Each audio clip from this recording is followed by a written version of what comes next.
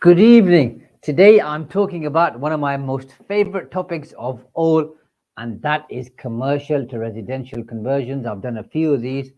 This is by far my most favorite property strategy, and it's the one that I use most often. In fact, I've just finished off a conversion 2 or 3 months ago, and we're working on our next one right now. And then I've got some in the pipeline. So I thought I'd take this opportunity to share with you why I like commercial conversions, in fact, love commercial conversions, and why I think you ought to seriously consider and think about doing commercial conversions. And at any point during this live, it's a Q&A really, but although I'm sharing some content with you, if you have a question, whether it's on commercial conversions, other property strategies, or anything to do with property tax, post your question and I will do my utmost best to answer it for you. If I can't, I promise to come back to you as soon as I can. So one of the first reasons right now, especially why I think commercial conversions are fantastic, is there's a lot of businesses who are downsizing because their workforce, employees, team members are working from home. So there's fantastic opportunities out there, and I wanted to share with you three that I've been involved with in the last year, in the last 12 months, where I've got really good deals, and I don't think I would have had them pre-COVID. So we've done a conditional contract on a building which was on sale for £690,000, and we've exchanged contracts at £570,000. The second one was on for £550,000, and within about, I think, 6 months, maybe even 5 months, we agreed to buy that for £375,000. The first one, £120,000 reduced off the asking price. Second one, £175,000 reduced from the asking price. And the third one, which I completed on about 2.5 months ago, on for £595,000, and I bought it for £420,000. So you can see those kind of significant reductions in price. You'd struggle. I'm not saying it's impossible, but you would struggle to get that type of discount or reduction when buying residential properties. It is possible, depending on the situation, the circumstances, but to find three of those together like we've done here in residential property isn't going to happen whatsoever. So right now, there's about 150,000 units, commercial units, up and down the country, sat empty right now, and they need to be loved, cared, and they need attention. So if they're going to sit there empty, somebody's paying business rates, because for the first 3 months they'll have an exemption. After that, they're paying business rates. It's costing people. They're probably looking to sell them. I think you should go in there and try to do a deal on some of those properties. Now, of course, if you're doing commercial to residential conversions, and I'm not going to go too much into planning because I'm not a planning expert, but look at the class use, and you may be able to use prior approval permitted development, which means you don't have to go through the entire planning process, and within 56 days, you could get agreement from the council to do basically a conversion. So it speeds up the process, whereas if you go for standard planning, I mean, people will say to you, it takes 8 weeks, 12 weeks. In my experience, it can take minimum 6 months, usually around about a year, 9 months to a year. It's long, arduous, hard work. PD or prior approval speeds that up, makes it quicker. So it's a big tick in the box for why you ought to be doing that. Another reason is because the existing footprint is still there with the existing building, the structures in place, it's going to be quicker for you to convert. If you were to, let's say, buy a commercial building and convert it to, let's say, 15 apartments or units, if you were to build 15 houses, I'm pretty confident, unless you've built houses a lot, it's going to take you more time to build the 15 houses than it is to convert the 15 units. So speed is important, and with conversions, you get that. With new builds, it's going to take you longer. They're also less riskier, simply because when you have a new build, you need all the infrastructure, you need the civils, you need the groundworks, all that adds costs, it's risky, takes more time. So with the conversion, you take out the risk, and or you reduce the risk, therefore it gives you some more certainty.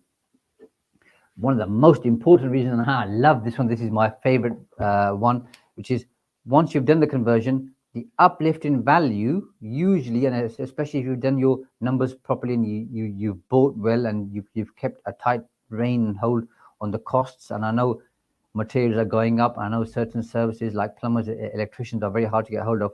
But if you can control or manage and influence the costs, at the end, the uplift in value will mean you should be able to get all of your money out. So when you've done the project, at the end, if you've done it well, you'll get all your money back and you'll have X number of units, 2, 4, 10, 15, whatever the number may be.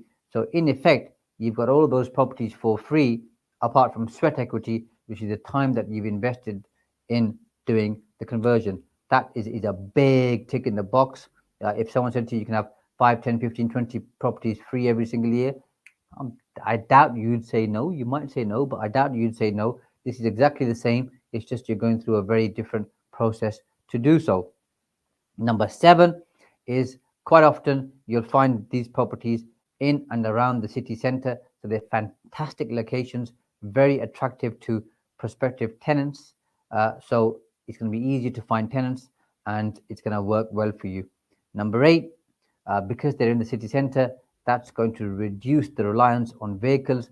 So you're doing your bit and I'm doing my bit to contribute positively towards the climate crisis and reducing carbon footprint.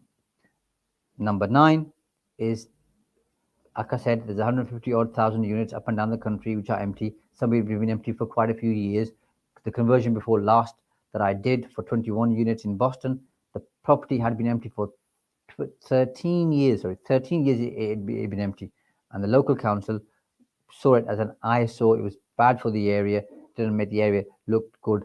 So it was a derelict building, possibly could have been demolished.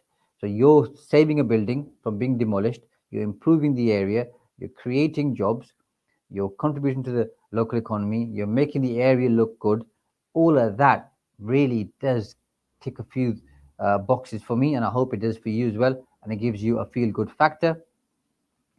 Next is, because you're not selling the properties, there's no tax to pay once you finish the conversion. Because if you were to sell those units, you'd obviously pay tax on the profit you make on those units. If you refinance, you're not making any profit per se, therefore no tax to pay. The only tax you pay is when you rent out the properties, pay all the costs, whatever profits left over, you pay the tax on that. So that is a cash flow benefit. Obviously, if you sell the units, if you're doing it through a limited company, you'd pay corporation tax, and that's something you need to take into account. Number 12 is there's a huge housing shortage. In fact, it's a crisis. So by creating more units, you are helping to reduce that crisis, and that is something noble. And I've also already mentioned about contributing to the economy and supporting local jobs, local people, and the local area. So those are my reasons for why I think commercial conversions are fantastic. If you've got any other reasons, by the way, put them in the comments box, and I'll be glad to hear from you. Happy to answer questions. We have a question from MBA 007, and MBA says, if you have a VAT registered limited company that holds commercial retail units where rent is subject to VAT, and then you buy a commercial property that you want to convert to residential apartments, and then he's got the question in the second part, do you have to charge VAT on the residential units as well as your company only charge VAT in the commercial retail units? Do all suppliers have to be taxed at the same rate?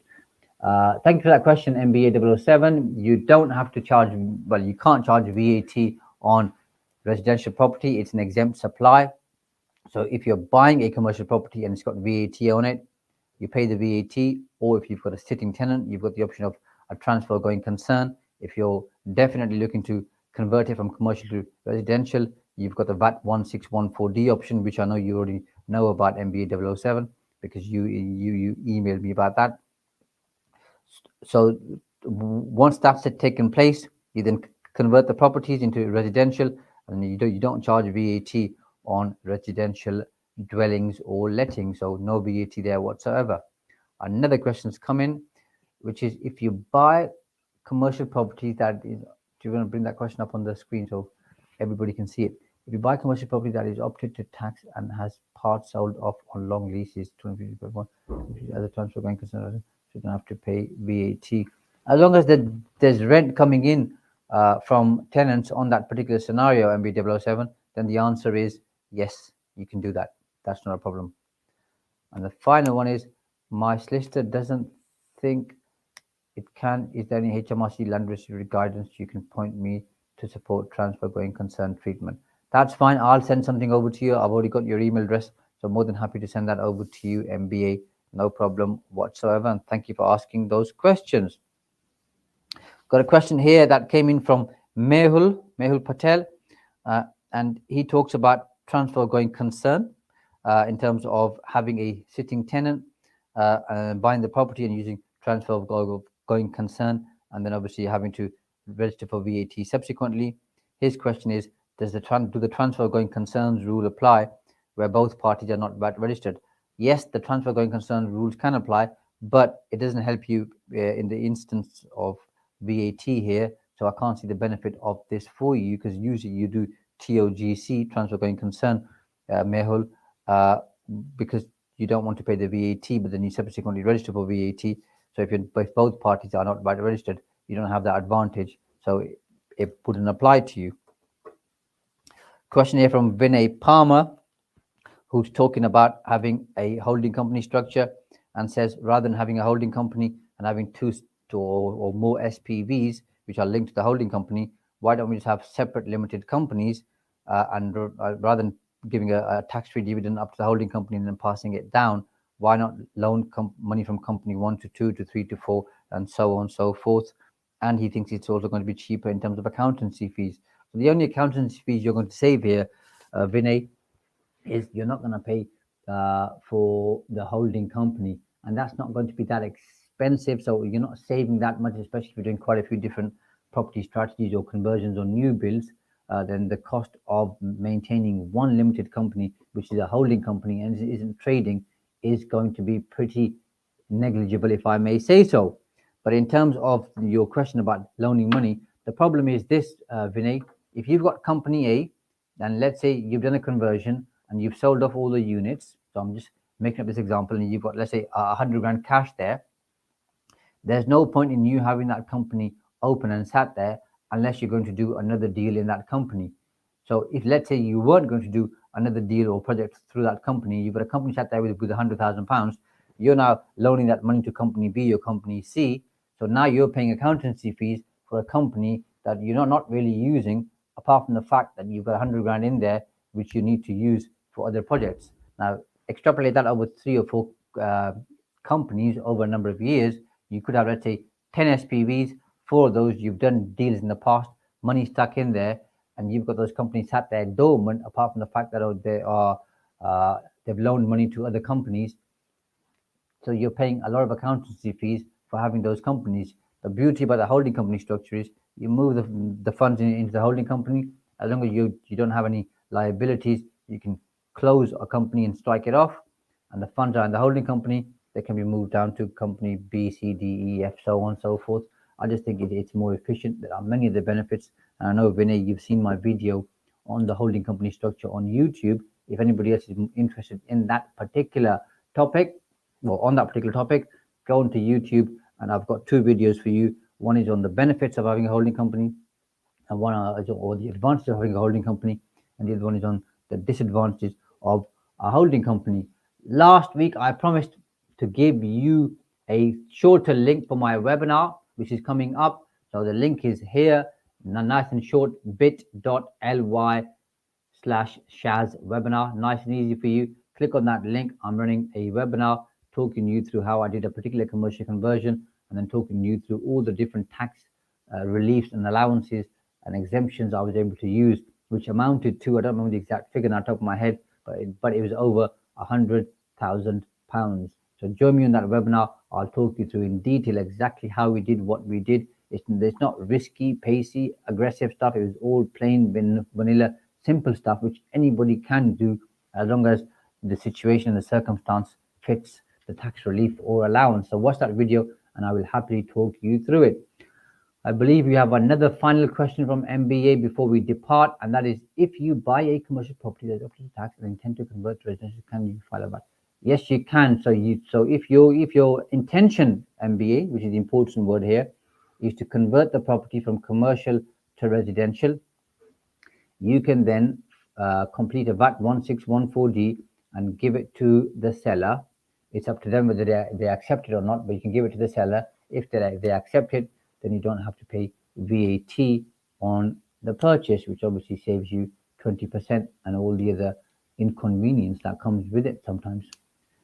Okay, that's all the questions done for now. I hope you found that useful. I'll be back here next week on Wednesday at 7 o'clock. If you have any questions, you can email them to me, WhatsApp them to me, send them on Facebook Messenger, Instagram, wherever, and I will obviously always answer those questions. So the people who are sending them in advance, the questions get answered as you've seen. And if not, you can join me live, of course, and I'll do my best to answer your questions for you. I hope you have a fantastic week ahead, or the rest of the week, and I'll see you next Wednesday, 7 o'clock. Bye for now.